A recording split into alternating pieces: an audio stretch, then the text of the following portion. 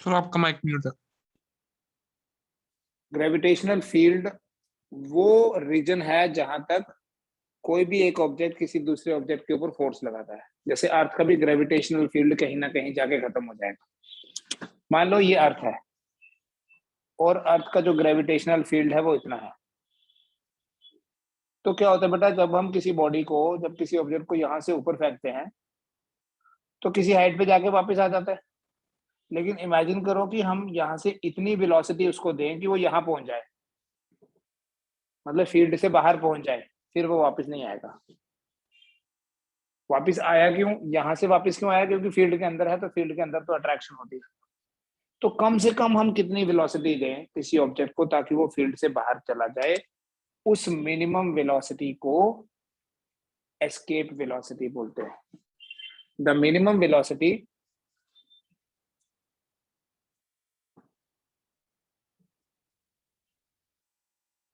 with which an object is thrown up from the ground, from the earth लिख दो, या कोई और प्लेनेट भी हो सकता है, अर्थ और some other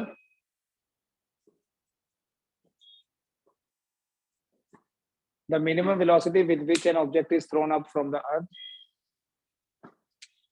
so that it escapes from the gravitational field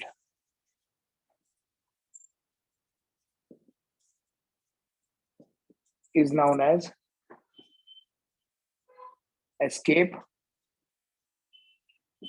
कम से कम कितनी वेलोसिटी से हम किसी ऑब्जेक्ट को थ्रो करें ताकि वो ग्रेविटेशनल फील्ड से बाहर चला जाए, उस मिनिमम वेलोसिटी को बोलते हैं एस्केप वेलोसिटी। बोलते हैं कि जो ऑब्जेक्ट है वो ग्रेविटेशनल फील्ड से एस्केप हो गया, मतलब बाहर निकल गया। तो वो एस्केप वेलोसिटी कौन से फैक्टर्स पे डिपेंड करती है बेटा, वो हम डिराइव करेंगे एक्सप्रेशन। मान लेते ये अर्थ है और अर्थ का रेडियस है r,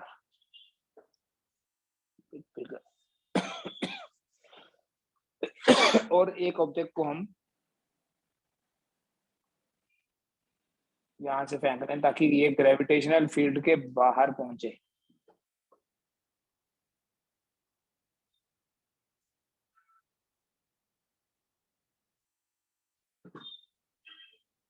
ये हमने जो वेलोसिटी दी वो है वी ई, इसको बोलते हैं एस्केप वेलोसिटी। हम क्या करेंगे बेटा, हमें ये देखना है ग्रेविटेशनल फील्ड से बाहर मतलब इन्फिनिटी, आपको बताया था मैंने पहले भी। हम देखेंगे कि यहाँ से यहाँ फेंकने में, यहाँ से यहाँ पहुंचाने में हमें कितना वर्क करना पड़ा। वही जो वर्क है that is equal to change in kinetic energy, और उससे हम वेलोसिटी निकाल लेंगे। सपोज करते हैं ये दो पॉइंट्स हैं ए और बी। जैसे हम पोटेंशियल पढ़ रहे थे ना, ये वैसे ही है बट डायरेक्शन रिवर्स हो गई। यहाँ पोटेंशियल में हम यहाँ ला रहे थे, late dw be the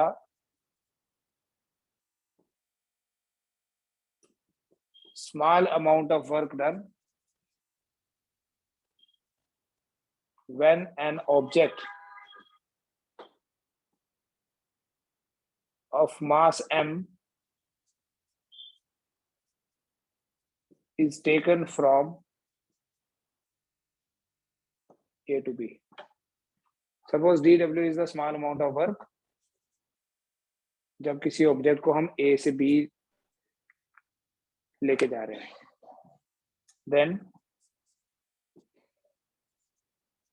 dw is equal to f dot dx। Work को कैसे डिफाइन करते हैं, dot product of force and displacement. dx क्या है बेटा, ये dx है, A से लेके B तक जो हम लेंगे वो dx है। A का जो डिस्टेंस है वो मान लेते हैं अर्थ के सेंटर से x है, और फोर्स नीचे की तरफ लग रही है ग्रेविटेशनल फोर्स, तो ये बनेगा f dx cos 180, क्योंकि जाना ऊपर है और फोर्स नीचे खींच रही है, एंगल 180 डिग्री है, dw बनेगा minus F D x, cos 180 -1 होता है।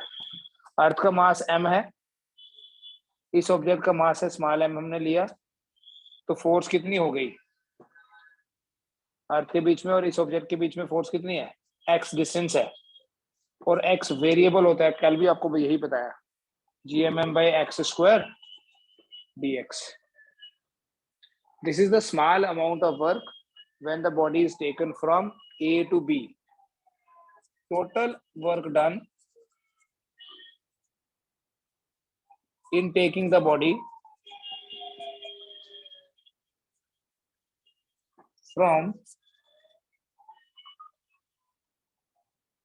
the surface of Earth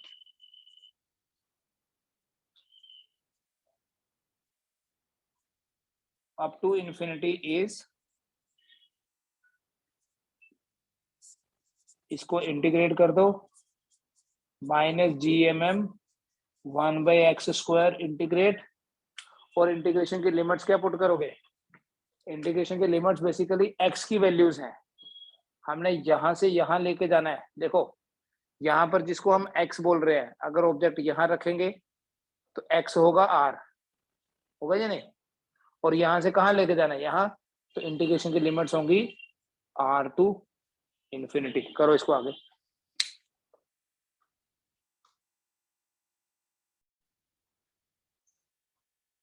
क्या बनेगा बेटा? dw को इंटीग्रेट कर दिया तो w आ जाएगा -gmm/1/x² की इंटीग्रेशन होती है -1/x, so it is -1/x from r to infinity। इस माइनस को यहां बाहर रख लो, gmm 1/infinity -1/r, which means w equal to -gmm/r। इसको मैं बोल देता हूँ इक्वेशन नंबर 1। बताओ यहां तक कर सकते हैं या नहीं कर सकते? क्या पूछना है पूछो।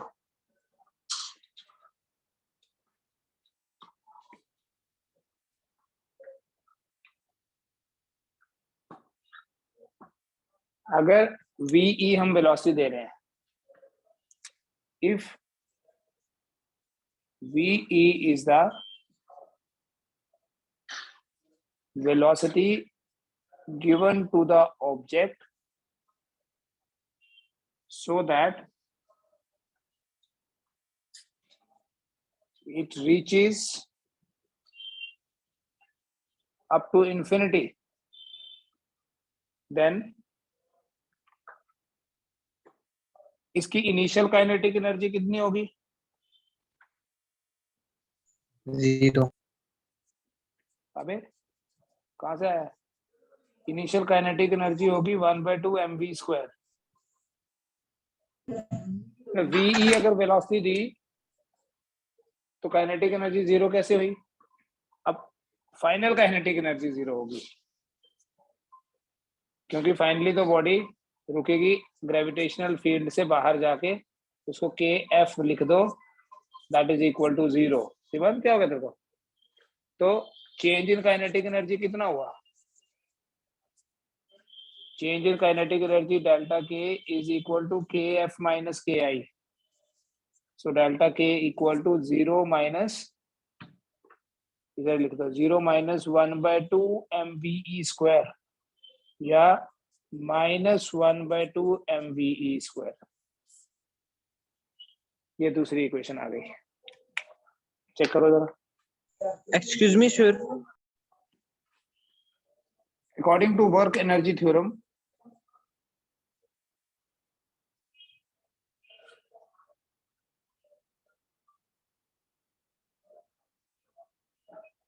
W is equal to delta K. Work is equal to change in kinetic energy. Therefore, minus gmm/r is equal to -1/2 mve²। ये m और m कैंसिल हो जाएगा, माइनस माइनस भी कैंसिल हो जाएगा, करके देखो, वीई आ जाएगा square root of 2gm/r। V E आ जाएगा root of 2gm divided by r।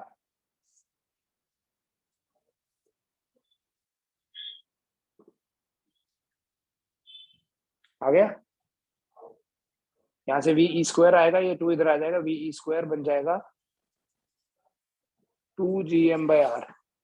तो वी ई बनेगा रूट ऑफ 2gm/r।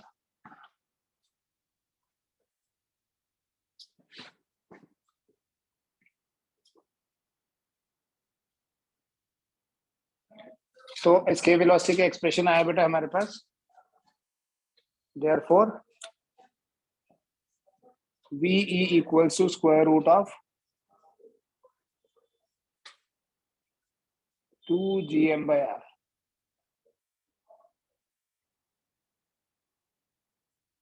इसी एक्सप्रेशन को in terms of small G कैसे लिखेंगे? In terms of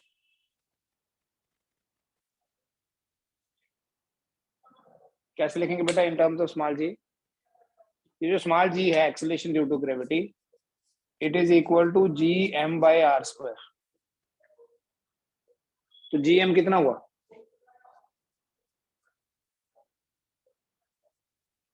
gr²। इसमें वैल्यू डाल देना, therefore ve will be equal to 2gr² divided by r। एक r कैंसिल हो जाएगा,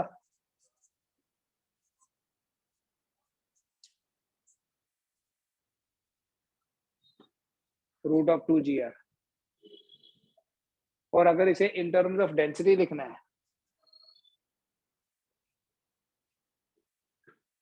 पहले देख लो बेटा, we write mass per unit volume as density,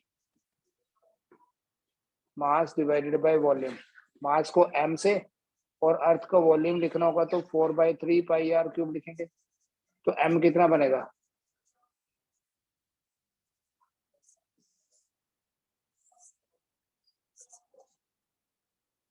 चलो आगे करो, ये m की वैल्यू डालो ऊपर वाले एक्सप्रेशन में। v इक्वल टू 2g/r लिख लेता हूं पहले, 2g/r, m की जगह ये लिख दो 4/3 पाई r क्यूब इंटू रो। ठीक है, तो क्या आएगा बेटा आगे? therefore ve is equal to, ध्यान से देखना, ये r क्यूब ऐसे रहेगा, ये 2πg/3 इंटू 4r², ऐसा आएगा, देखना जरा। वही ये जो है, मैंने सिर्फ इसको 4 × 2 नहीं किया। क्यों नहीं किया? क्योंकि 4 का रूट होता है 2, r² का रूट हो गया r, तो ये बाहर आके ऐसे रहेगा 2/3 पाई। ये इसके वेलोसिटी का एक्सप्रेशन आ गया इन टर्म्स ऑफ डेंसिटी। ठीक है ना?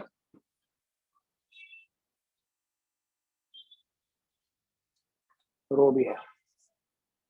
तो इसके वेलोसिटी के 3 एक्सप्रेशंस देखिए। First expression is root gm/r, second expression is root of 2gr, and the third expression is 2r square root of 2/3 pi rho into g।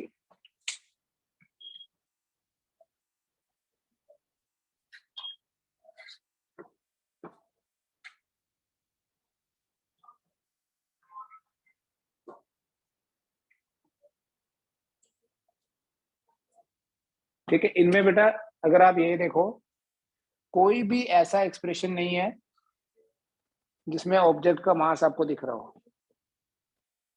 ठीक है, ये प्लेनेट का मास है, ये प्लेनेट का रेडियस है, अर्थ का मास, अर्थ का radius, acceleration due to gravity, ठीक है, रेडियस, डेंसिटी एंड रेडियस। ठीक है, escape velocity is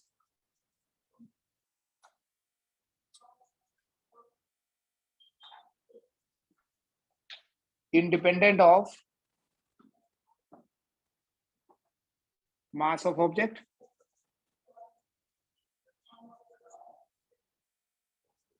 and direction of projection.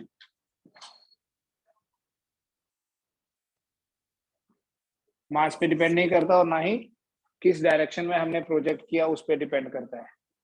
It depends on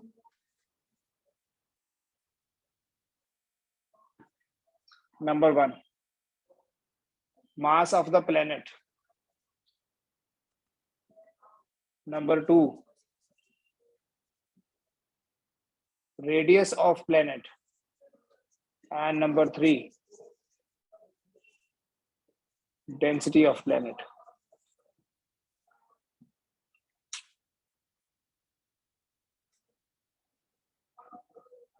mass, radius, density.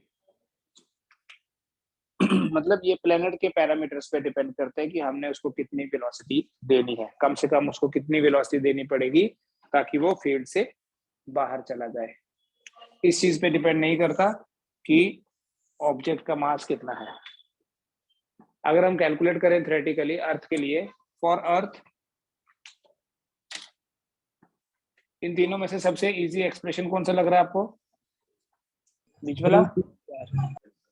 जी का वैल्यू है बेटा 9.8 मीटर पर सेकेंड स्क्वायर. आर का वैल्यू है 6.4 इंटू 10⁻⁶ मीटर, अर्थ का रेडियस. तो वी कितना होगा? Square root of 2 into 9.8 into 6.4 into 10⁻⁶. 2 into 9.8 into 6.4. और ये जो वैल्यू है कितनी बनेगी सोचो?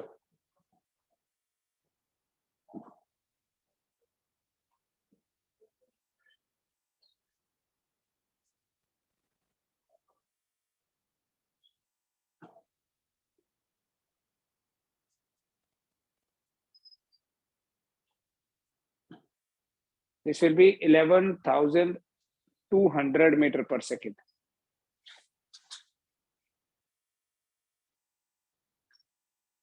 ठीक है, अगर आप थ्योरेटिकली ऐसे कैलकुलेट करो, देखो ये 6.4 आएगा 64/10 और ये हुआ 10, तो इनका प्रोडक्ट बन गया ऑलमोस्ट 64. बना या नहीं? 10 इंटू 6.4 कितना हुआ? 64. 64 का रूट कितना हुआ? 8 रूट 2 ऐसे आएगा. 8 रूट 2 इंटू ये आएगा 10 का पावर 3. 6 का रूट कितना आएगा? 3. तो 8 रूट 2 मतलब 8 इंटू 1.414 इंटू 1000 बनेगा 11,200. चेक करो, इसे आप ऐसे याद रखो. It is equal to 11.2 kilometre per second. 11.2 kilometre per second. तो अगर किसी ऑब्जेक्ट को अर्थ के सरफेस से एस्केप कराना है तो कम से कम कितनी वेलोसिटी देनी पड़ेगी? 11.2 किलोमीटर पर सेकेंड. और ये वेलोसिटी सेम है चाहे आपने किसी चींटी को एस्केप कराना है चाहे किसी हाथी को एस्केप कराना है, क्योंकि ये वैल्यू मास के ऊपर डिपेंड नहीं करती और ना ही डायरेक्शन के ऊपर डिपेंड करती है. मतलब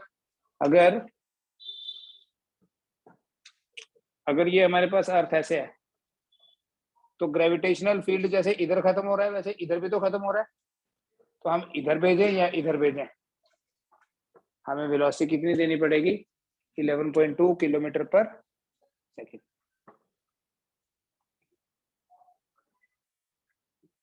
क्वेश्चन 1 लिख रहा हूं बेटा. ये मिनिमम वेलोसिटी, इससे ज्यादा जितनी मर्जी दो. calculate the escape velocity from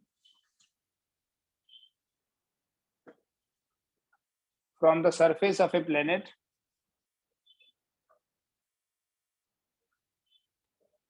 whose mass is 10 times and velocity and radius is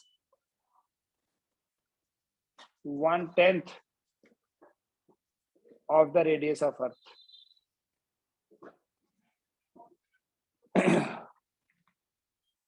करें इसको सॉल्व।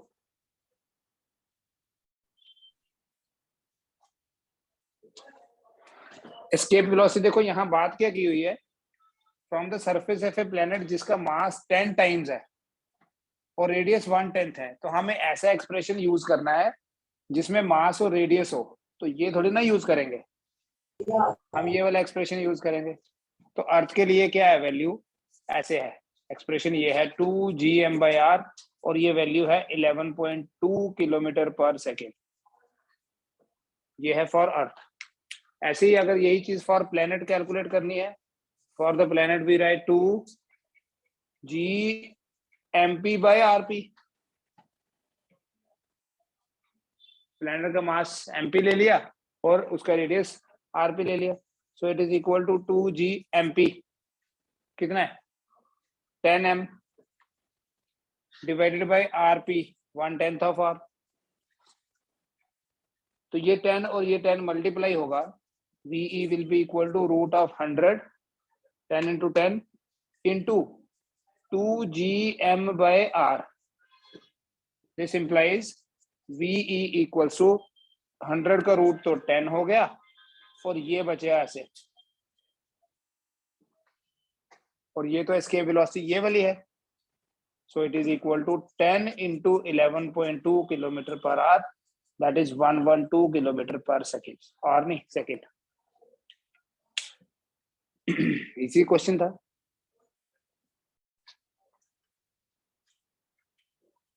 देखो आगे, अर्थ के लिए हो गई। अगर हम मून के लिए कैलकुलेट करें, मून के लिए जो एस्केप वेलोसिटी है that is 2.35 kilometre per second.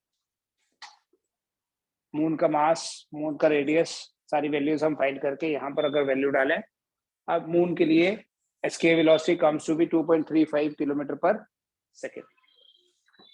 And ये वैल्यू बहुत कम है एज कंपेयर टू, जैसे अगर ये मून है ना, मून के सरफेस पे जो गैस मॉलिक्यूल्स हैं, उन गैस मॉलिक्यूल्स की जो थर्मल वेलोसिटी होती है वो इससे ज्यादा होती है।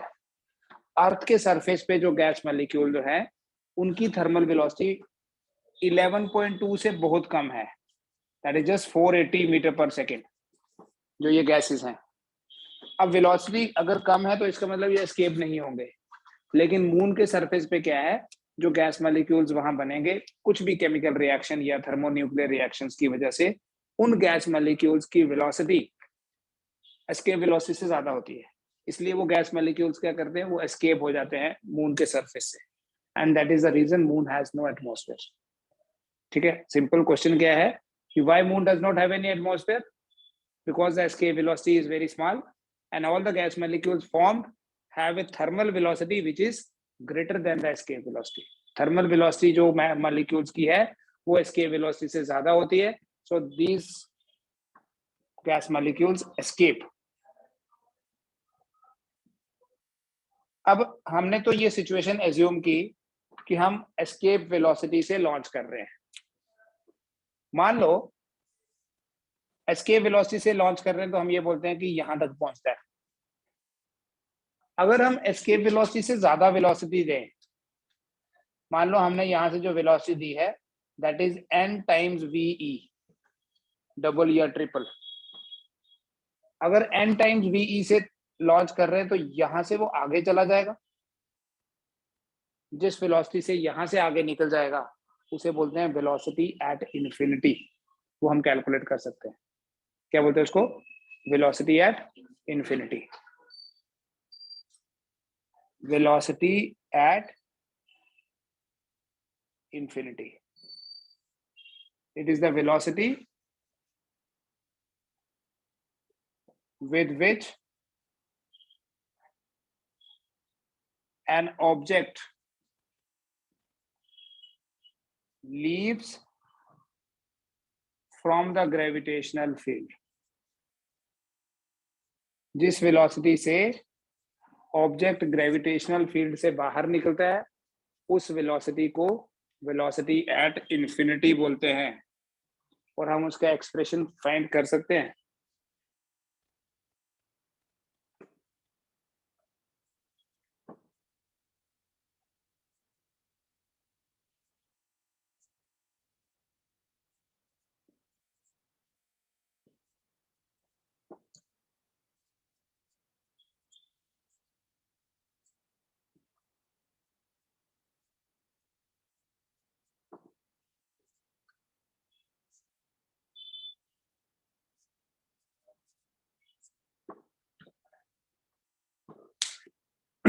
सपोज अर्थ के सरफेस से हमने एक बॉडी को लॉन्च किया और जो हमने वेलोसिटी दी वो है v, and this velocity is n times v।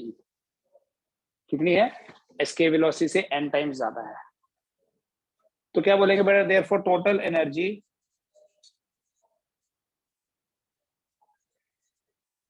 On the surface of earth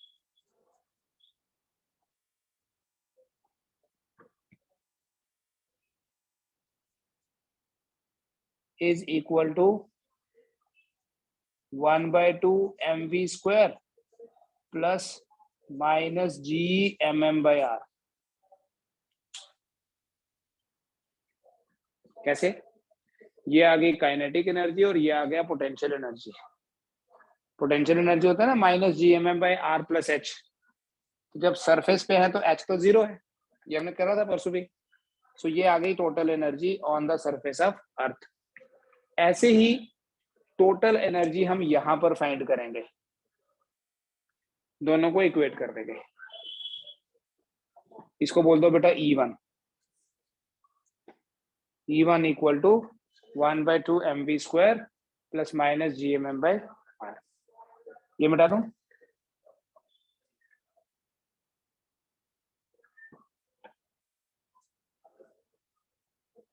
अगर ऑब्जेक्ट इस वेलोसिटी से निकल रहा है, if object leaves from the field with v infinity, then अगर ऑब्जेक्ट v इंफिनिटी से बाहर निकला तो टोटल एनर्जी एट इंफिनिटी कितनी होगी?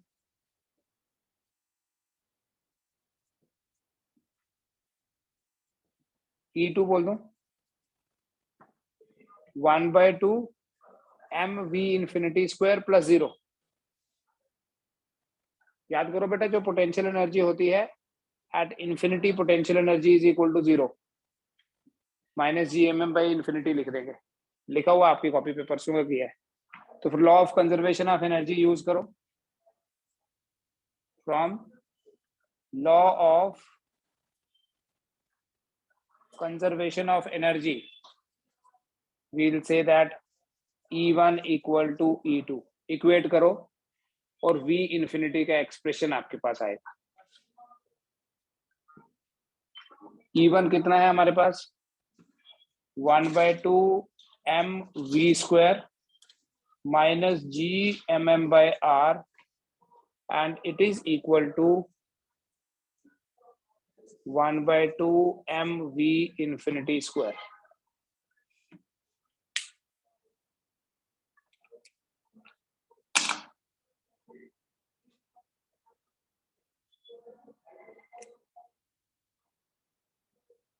मैंने आपको ये बोला कि जिस इधर से एक m तो कैंसिल कर देते हैं, स्मॉल m तो कैंसिल हो जाएगा। ये देखो ये और ये कैंसिल। इस 2 को इधर ले आओ। v इंफिनिटी का स्क्वायर कितना बन गया?